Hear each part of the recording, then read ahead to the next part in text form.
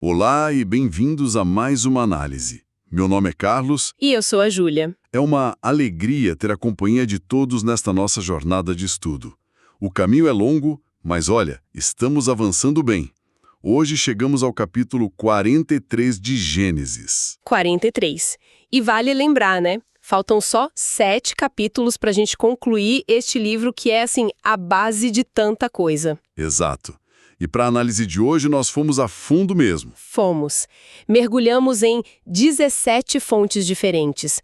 E é importante dizer que a nossa pesquisa é toda manual, humana. A gente cruzou informações das obras de Allan Kardec, da Bíblia, sites de estudo como NepSearch, o Livro dos Espíritos comentado. E também vídeos de estudo que nos ajudaram a compor um quadro, assim, bem mais completo.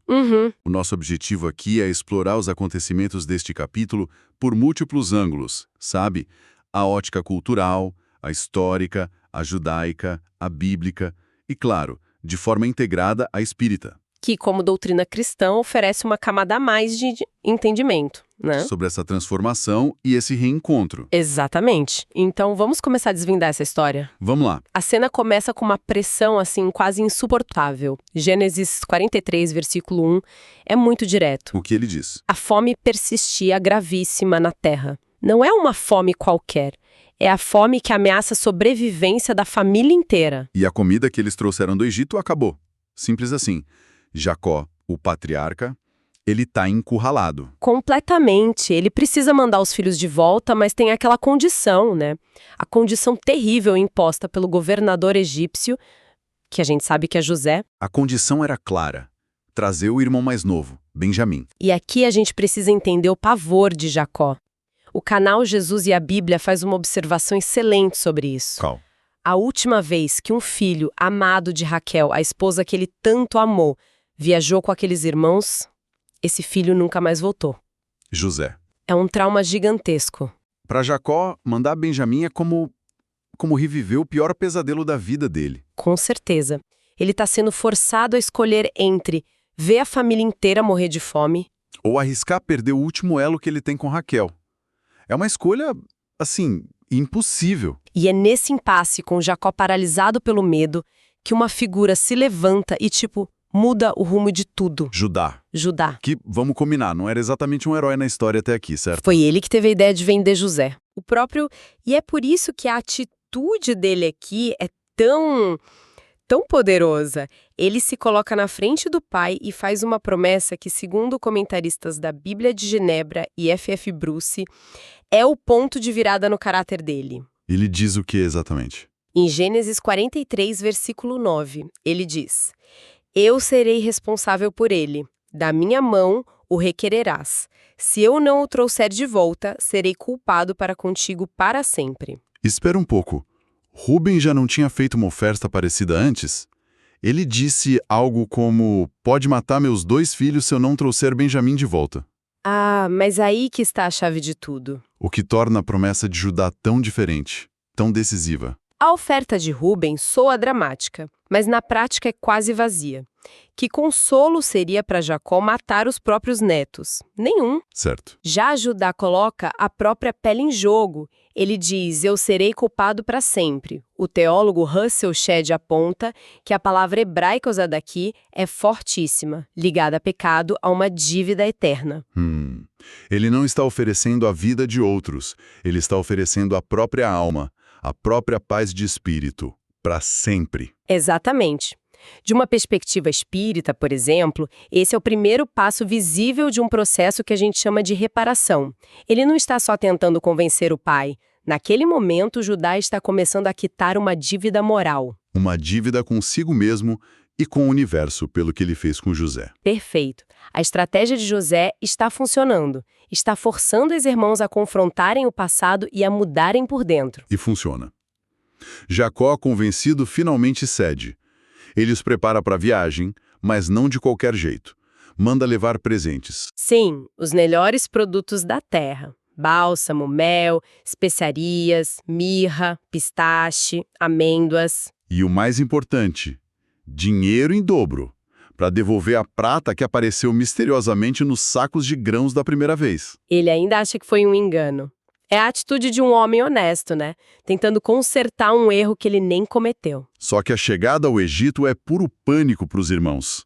O site NapSearch e os comentários de Moody descrevem bem essa cena.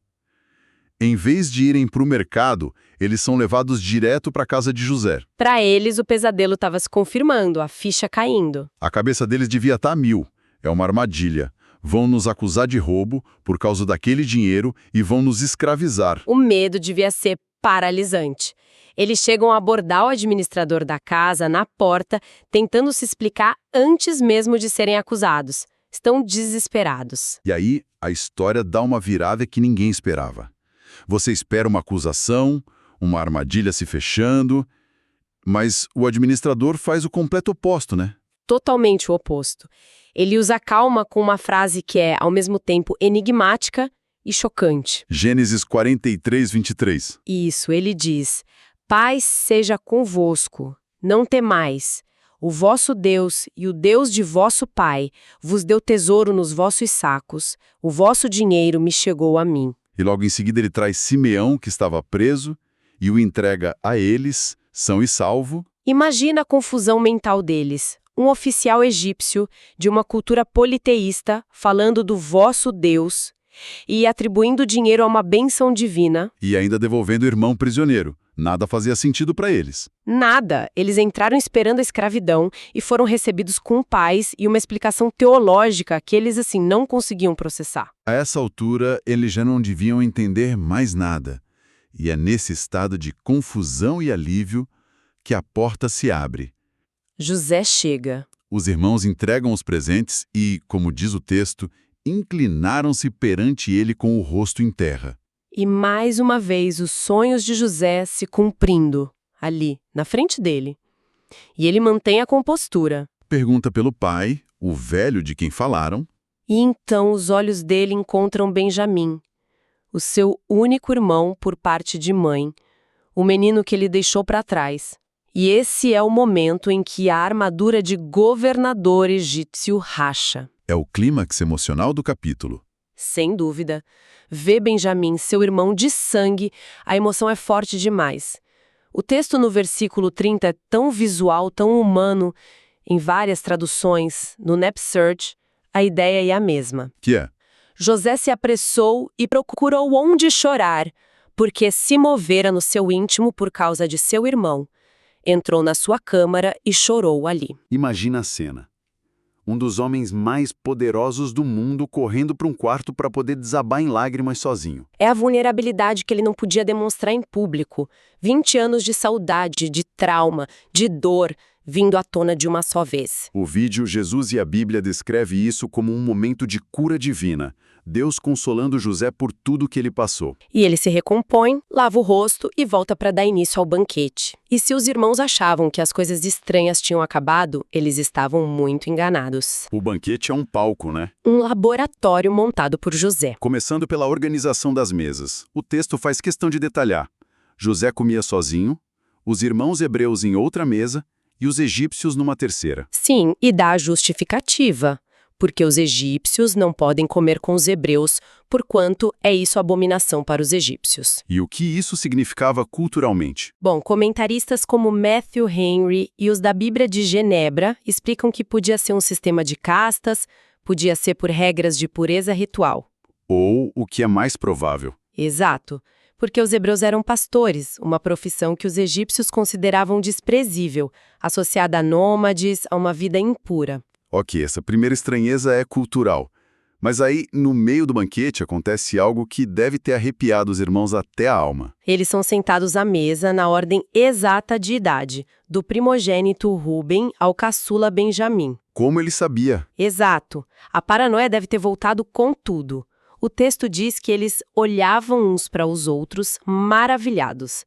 Devem ter pensado, esse homem sabe tudo sobre nós. Ele não é um simples governador. José está jogando com a mente deles. Aumentando a pressão. E ele não para por aí. Vem o cast final, o grande ato do teatro dele. A porção de Benjamim. José manda servir pratos da sua própria mesa para eles, um sinal de grande honra.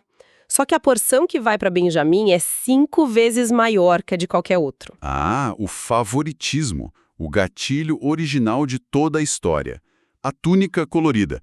Ele está colocando o mesmo veneno na mesa para ver se alguém é picado de novo. Precisamente. O comentário da Bíblia de Genebra é muito claro sobre isso. Foi um teste deliberado. Ele recria o cenário da túnica, mas agora com comida. A pergunta silenciosa no ar era: E agora?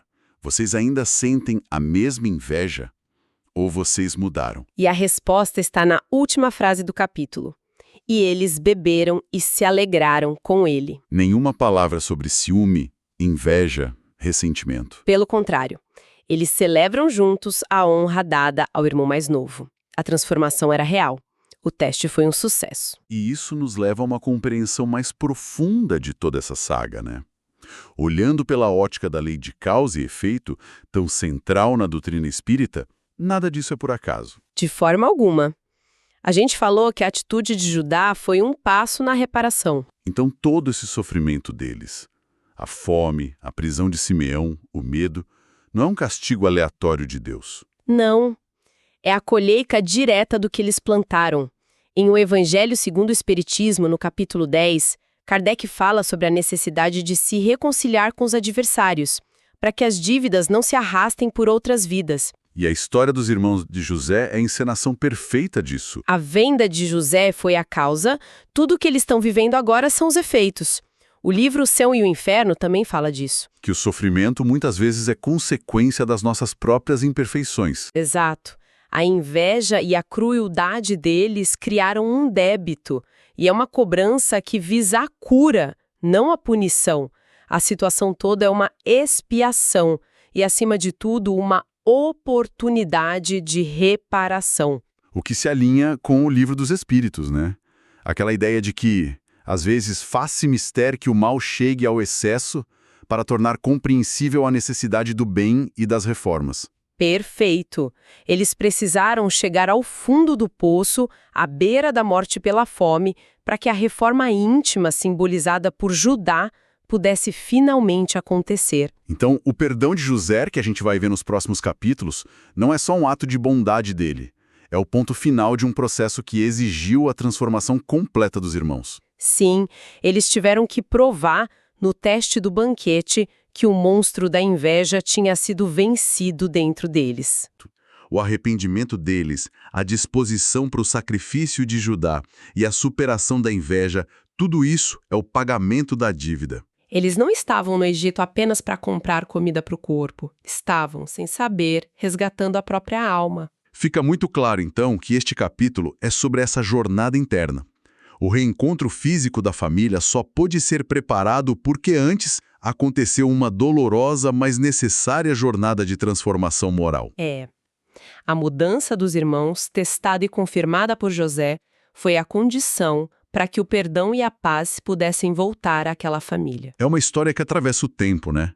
Ela nos mostra como as consequências dos nossos atos nos seguem. E como a verdadeira mudança de coração, o arrependimento que leva à reparação, é o único caminho para reequilibrar os laços que nós mesmos quebramos um dia. E para quem nos ouve, fica uma reflexão final que essa história provoca. O roteiro parece sugerir que a transformação dos irmãos foi essencial para o perdão de José. Isso nos leva a uma pergunta.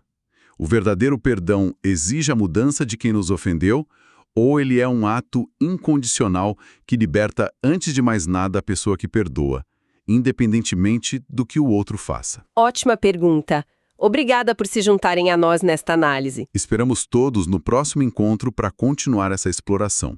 Até lá.